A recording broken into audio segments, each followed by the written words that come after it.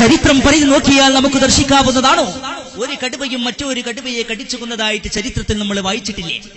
അതേ ഹിംസതന്തു തന്നെയാണ് പുലി. ആ പുലി മറ്റൊരു പുലിയെ കടിച്ചു കൊന്നതായിട്ട് ചരിത്രത്തിന്റെ ഒരു താളിലും നമ്മൾ വായിച്ചിട്ടില്ല. ഉണ്ടോ? ഒരു പുലി മറ്റൊരു പുലിയെ കടിച്ചു കൊന്നതായിട്ട് നമ്മൾ അറിഞ്ഞിട്ടില്ല സഹോദരന്മാരെ. എന്നാൽ ഒരു മനുഷ്യൻ മറ്റൊരു മനുഷ്യനെ കൊലപ്പെടുത്താത്തത്, കേൾക്കാത്തത് ദിവസമുണ്ട്. അത് പ്രക്ഷേപണം ചെയ്യാത്ത ഒരു ദിവസം നമ്മുടെ പത്രമാധ്യമങ്ങൾക്കുണ്ടോ?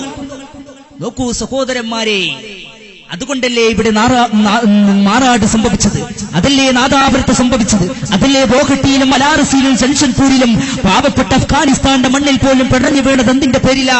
മതത്തിന്റെ പേരിൽ, രാഷ്ട്രത്തിന്റെ പേരിൽ, രാഷ്ട്രീയത്തിന്റെ പേരിലും, വർഗത്തിന്റെ പേരിലും, വർണ്ണത്തിന്റെ പേരിലും, ദേശത്തിന്റെ പേരിലും, ഭാഷയുടെ പേരിലും, എന്തിനേറെ ലൈംഗികതയുടെ പേരിൽ വരെ പരസ്പരം കൈത്തറുത്തുകൊണ്ടിരിക്കുകയാണ്.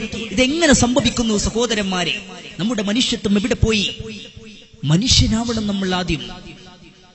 ലോകത്ത് ഒരുപാട് മതങ്ങൾ മനുഷ്യത്വത്തെ പഠിപ്പിച്ചിട്ടുണ്ട്. ഹൈന്ദവ വേദങ്ങളിൽ പഠിപ്പിച്ചിട്ടുണ്ട്, ക്രിസ്തീയ വേദങ്ങളിൽ പഠിപ്പിച്ചിട്ടുണ്ട്, ശ്രീബുദ്ധ ഭഗവാൻ പഠിപ്പിച്ചിട്ടുണ്ട് മനുഷ്യന് മനുഷ്യത്വം. അതൊക്കെ നമ്മൾ ചർച്ച ചെയ്തെടുത്താലും നമുക്ക് പഠിക്കാൻ കഴിയണം. നമ്മൾ പഠിപ്പിക്കുന്നത് എന്താണ്? നമ്മൾ എങ്ങനെയാണ് മറ്റുള്ളവരോട് പെരുമാറേണ്ടത്, എങ്ങനെയാണെന്ന് നമ്മൾ അറിഞ്ഞിരിക്കണം സഹോദരന്മാരെ. ഇവിടെ മഞ്ചേശ്വരം എന്ന് പറയപ്പെടുന്ന ഈ നാട് ഹൈന്ദവ സഹോദരങ്ങൾ അടക്കം തിങ്ങിപ്പാർക്കുന്ന നാടാണെന്ന് എനിക്കറിയാം, അല്ലേ? ഞാൻ നിങ്ങളുമൊക്കെ പ്രഭാത സമയത്ത് ക്ഷേത്രത്തിന്റെ മുന്നിലൂടെ പോകുമ്പോ നമുക്കൊക്കെ കേൾക്കുന്നൊരു വചനമുണ്ട്. എന്താണ് ആ വചനം? കമലാതു ജജോതു മുഖം കുമതം നിയരാതുലതേലതേലതനോ സുമുഖം സുലഭം സുഹൃതം സുലഭം സുമുഖഞ്ച സുതായരമോകസരം. അതൊരു ക്ഷേത്രത്തിന്റെ മുന്നിൽ നിന്നും ഉയർന്നു കേൾക്കുമ്പോൾ ആ ക്ഷേത്രത്തിലേക്ക് പൂജക്ക് പോകുന്ന ഹിന്ദുവിനെ മതത്തിന്റെ പേരിലോ, രാഷ്ട്രത്തിന്റെ പേരിലോ, രാഷ്ട്രീയത്തിന്റെ പേരിലോ, വർഗത്തിന്റെ പേരിലോ, വർണ്ണത്തിന്റെ പേരിലോ, ദേശത്തിന്റെ പേരിലോ, ഭാഷയുടെ പേരിലോ ഒരു മുസൽമാന്റെ കഴുത്തിൽ വത്തിക്കുവാൻ വാസ്തവത്തിൽ ഒരു ഹിന്ദുവിനെ സംബന്ധിച്ചിടത്തോളം കഴിയില്ല. കാരണം ആ ഹിന്ദുവിന്റെ ഭഗവത്ഗീതയിലും അതുപോലെ തന്നെ അവിടുത്തെ പുരാണ ഗ്രന്ഥങ്ങളിലും പഠിപ്പിക്കുന്നത് അതല്ല. അവരും പഠിപ്പിക്കുന്നത് സനാതന ധർമ്മത്തിന്റെ ശാന്തി മന്ത്രമാണ്. ഇതൊക്കെ നമ്മുടെ നാട്ടിലുള്ള ഹൈന്ദവ സഹോദരങ്ങളുടെ ആശയമാണെങ്കിൽ ഇനി നാം വിദേശ മതങ്ങളിലേക്ക് എടുക്കൂ. അന്നേരം നമ്മുടെ ഹൃദയാന്തരാളത്തിൽ കടന്നു വരുന്നത് ക്രൈസ്തവതയല്ലേ? ആ ക്രൈസ്തവയുടെ വക്താവെന്നറിയപ്പെടുന്ന യേശുക്രിസ്തു. ആ യേശുക്രിസ്തു ഈ നാടിന് നൽകിയ സന്ദേശം എന്താ? ഈ രാജ്യത്തിന് അവിടുത്തെ അനുയായികൾക്ക് നൽകിയ സന്ദേശം എന്താ? ഞാനോ ശിരസ്, നിങ്ങളോ എന്റെ അവയവങ്ങൾ എന്ന ആ പറഞ്ഞ വാക്കിന്റെ താല്പര്യം എന്താ? മനുഷ്യ ശരീരത്തിൽപ്പെട്ട ഒരു പ്രധാനപ്പെട്ട അവയവമാണ് ഹെഡ്, തല. ആ തലയ്ക്ക് എന്തെങ്കിലും കേടുപാട് സംഭവിച്ചാൽ മറ്റുള്ള അവയവങ്ങളും ക്ഷീണിച്ചു പോകുന്നത് പോലെ മാനവ, നിനക്കൊരു അപകടം സംഭവിച്ചാൽ അവിടെ മതം നോക്കാതെ, രാഷ്ട്രം നോക്കാതെ, ശാഖാപരമായ അഭിപ്രായ ഭിന്നതകൾ നോക്കാതെ ആ മനുഷ്യന്റെ ദുഃഖത്തിൽ പങ്കാളിയാവണമെന്നാണ് യേശുക്രിസ്തു പഠിപ്പിച്ചത്. ഇതേ ആശയം തന്നെയാണ് സഹോദരന്മാരെ അവിടുത്തെ ശിഷ്യനായ വിശുദ്ധ പൗലോസ് പുണ്യവാളൻ അവിടുന്ന് ഒരു സുദീർഘമായ ലേഖനാന്ത്യത്തിൽ എഴുതി വെച്ചിരിക്കുന്നത് കാണാം.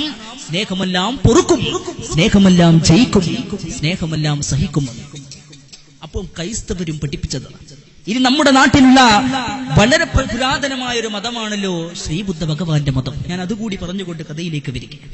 ആ ശ്രീബുദ്ധ ഭഗവാന്റെ മതം ആ ബുദ്ധനായ ശ്രീബുദ്ധനോട് ഒരിക്കൽ ചോദിച്ചു, ശ്രീബുദ്ധ, അങ്ങേക്ക് ഇതിനെക്കുറിച്ച് എന്താണ് പറയാനുള്ളത്?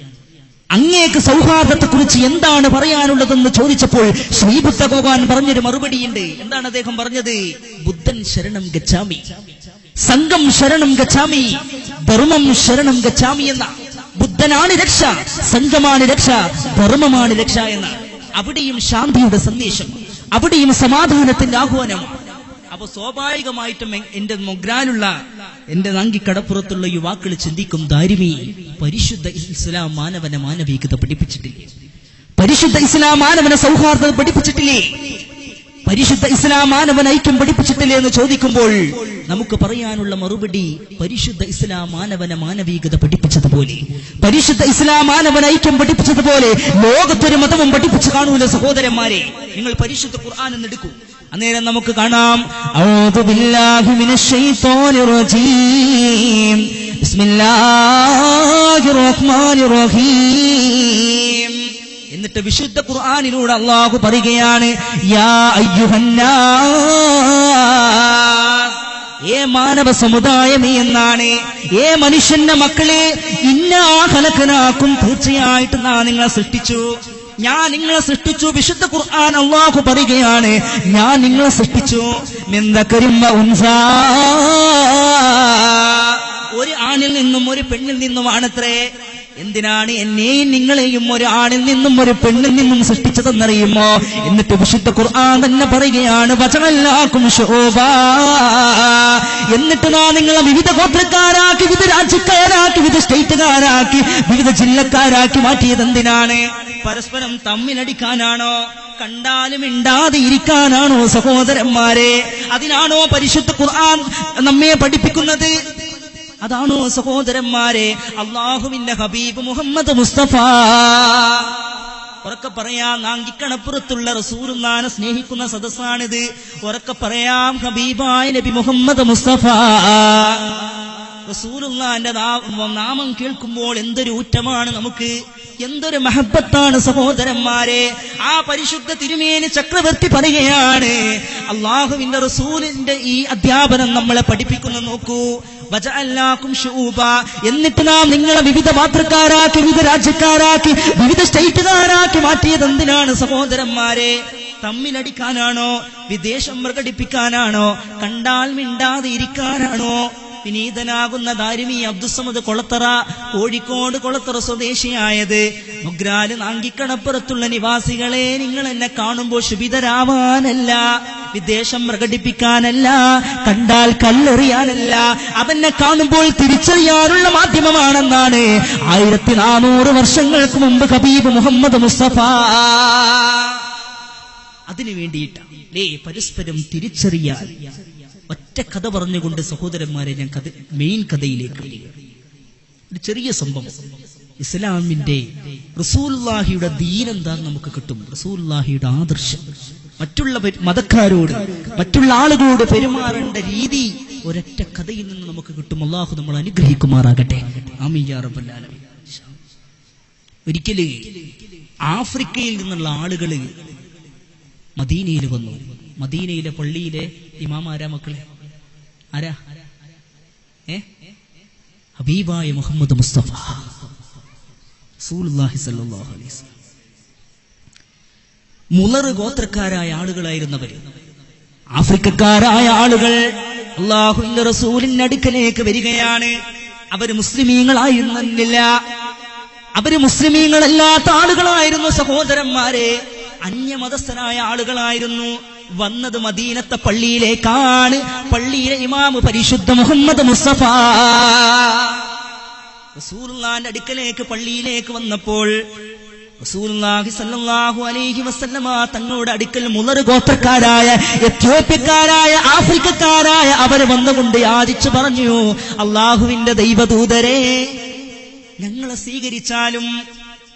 അഭയാർത്ഥികളായിട്ടാണ് അവര് വന്നത്, പള്ളിയിലേക്ക് അഭയാർത്ഥികളായിട്ട്. നമ്മളെ ഭാഷയെ പറഞ്ഞാല് ബംഗാളികള് അല്ലേ? ഇപ്പൊ അന്യ സംസ്ഥാന തൊഴിലാളികളാണല്ലോ എല്ലായിടത്തും. മുസ്ലിങ്ങളല്ലാത്ത ഒരു അന്യമതസ്ഥരിൽപ്പെട്ട ഒരാള് മദീനത്തെ പള്ളിയിൽ കൂട്ടം കൂട്ടമായിട്ട്, കുടുംബമായിട്ട് വന്നപ്പോ റസൂലുള്ള അങ്ങോട്ട് വിഷമിച്ചു. റസൂലുള്ള അങ്ങോട്ട് വിഷമിച്ചിട്ട് കരഞ്ഞു റസൂലുള്ള. കാരണം അവര് വന്നത് എന്തിനാണെന്നറിയോ? ഒരു നേരത്തെ ഭക്ഷണത്തിൽ. നല്ല നിലക്ക് ഉടുക്കാൻ ഒരു വസ്ത്രം അവർക്കില്ലായിരുന്നു. അത് കണ്ട് വിഷമിച്ച റസൂലുള്ള ഉടൻ തന്നെ മിമ്പറിൽ കയറിയിട്ട് തന്റെ അനുയായികളെ മുഴുവൻ വിളിച്ചു വരുത്തിക്കൊണ്ട് പറഞ്ഞു, യാ അയ്യുഹന്നാസ്, പ്രിയപ്പെട്ട സഹാബത്തെ, നിങ്ങൾ എല്ലാവരും നിങ്ങളുടെ വീട്ടിൽ ചെന്നുകൊണ്ട് നിങ്ങളുടെ വീട്ടിലുള്ള ഭക്ഷണവും വസ്ത്രവും ഒക്കെ എടുത്ത് നിങ്ങൾ കൊണ്ടുവരുവീൻ എന്നും പറഞ്ഞപ്പോൾ സഹാബത്ത് വീട്ടിലേക്ക് ഓടി ചെന്നുകൊണ്ട് അവരുടെ വീട്ടിലുള്ള മുഴുവൻ വസ്ത്രങ്ങളും ഭക്ഷണങ്ങളൊക്കെ കൊണ്ടുവന്നിട്ട് അള്ളാഹുവിന്റെ റസൂലിന്റെ മദീനത്തെ പള്ളിയിൽ അങ്ങോട്ട് കൊണ്ടുവച്ചപ്പം റസൂൽ ജാബിർ റളിയല്ലാഹു അൻഹു പറയാണ്, റസൂലുള്ളാഹിയുടെ മുഖം ഞാൻ കണ്ടത് എങ്ങനെയാ നിങ്ങൾക്കറിയോ? റസൂലുള്ളാഹി സ്വല്ലല്ലാഹു അലൈഹി വസല്ലമ തങ്ങളുടെ മുഖം വെട്ടിത്തിളങ്ങുന്നതായിട്ട് ഞാൻ കണ്ടു. 14-ാം രാവിന്റെ ചന്ദ്രനെ പോലെ ആ മുഖം പ്രകാശിക്കുന്നതായിട്ട് ഞാൻ കണ്ടു എന്ന് ജാബിർ റളിയല്ലാഹു അൻഹു അവിടെ വെച്ചുകൊണ്ട് പറയുകയാണ്. റസൂലുള്ളാഹി സ്വല്ലല്ലാഹു അലൈഹി വസല്ലമ തങ്ങൾ ആ വെള്ളവും ആ ഭക്ഷണവും ഒക്കെ എടുത്തിട്ട് ഈ അന്യമതസ്ഥരായ മുളർ ഗോത്രക്കാരിൽപ്പെട്ട ആളുകളെ സ്വീകരിച്ചിരുത്തി പുറത്തല്ല. നമ്മളാണെങ്കിൽ എന്താ ചെയ്യുക, അപ്പൊ തന്നെ പോലീസ് സ്റ്റേഷനിലേക്ക് വിളിക്കും, ഇങ്ങനെ പള്ളിയിൽ കുറച്ച് ആൾക്കാർ വന്നിട്ടുണ്ട്, ഇവിടുന്ന് വേഗം കൊണ്ടുപോകണമെന്ന്. പക്ഷേ മദീനത്തെ പള്ളിയിലെ ഇമാം മുഹമ്മദ് മുസ്തഫ, പള്ളി എന്ന് പറയപ്പെടുമ്പോൾ വെറും നിസ്കരിക്കാനും അതുപോലെ തന്നെ ആരാധന കർമ്മങ്ങൾക്കും മാത്രം വേണ്ടിയിട്ടല്ല റസൂലുള്ള പഠിപ്പിച്ചത്. പള്ളി നമ്മുടെ വീടായി മാറണം. പള്ളി നമ്മുടെ പരിഹാരങ്ങൾക്കും തർക്കങ്ങൾക്കും പ്രശ്നങ്ങൾക്കും നേരുന്ന പ്രശ്നങ്ങൾക്കും പരിഹാരമുള്ള വേദിയായിട്ട് പള്ളി നമുക്ക് മാറണം. എല്ലാവർക്കും ആശ്രയിക്കുന്നവന്റെ ആശ്രയ കേന്ദ്രമായിട്ട് മാറണം. ചെന്നൈ ഇവിടെ അടുത്താണോ? ചെന്നൈ, തമിഴ്നാട്ടിലെ ചെന്നൈയിലെ വെള്ളപ്പൊക്കം ഉണ്ടായി. അന്യമതസ്ഥരിൽപ്പെട്ട ആളുകളൊക്കെ അഭയാർത്ഥികളായിട്ടുണ്ടായിരുന്ന അവര് കയറി താമസിച്ചിരുന്നത് അവിടുത്തെ പള്ളിയിലായിരുന്നു. അന്യമതസ്ഥര് നമ്മൾ പഠിക്കണം. കാരണം ഈ ഒരു ആശയം പഠിപ്പിച്ചത് പരിശുദ്ധ മുഹമ്മദ് മുസ്തഫ. എന്നിട്ട് ഇസ്ലാമിനെ പറ്റിയൊക്കെ റസൂലുള്ള അവർക്ക് പറഞ്ഞു കൊടുത്തു. അവരൊക്കെ മുസ്ലിമീങ്ങളായി. പക്ഷേ ഫസ്റ്റ് ചെയ്തത് ആദ്യം തന്നെ നേരെ നിങ്ങൾ സുന്നത്ത് കഴിച്ചോളി എന്ന് പറഞ്ഞുകൊണ്ട് പറഞ്ഞേക്കലല്ല അല്ലേ? ഫസ്റ്റ് ചെയ്യുമ്പോൾ മുസ്ലിം ആവാൻ തന്നെ നിങ്ങൾ സുന്നത്ത് കല്യാണം കഴിച്ചോളി എന്ന് പറഞ്ഞങ്ങോട്ട് കൊണ്ടുപോകല്ല ചെയ്തത്. ഫസ്റ്റ് ചെയ്തത് അവർക്ക് വിശക്കുമ്പം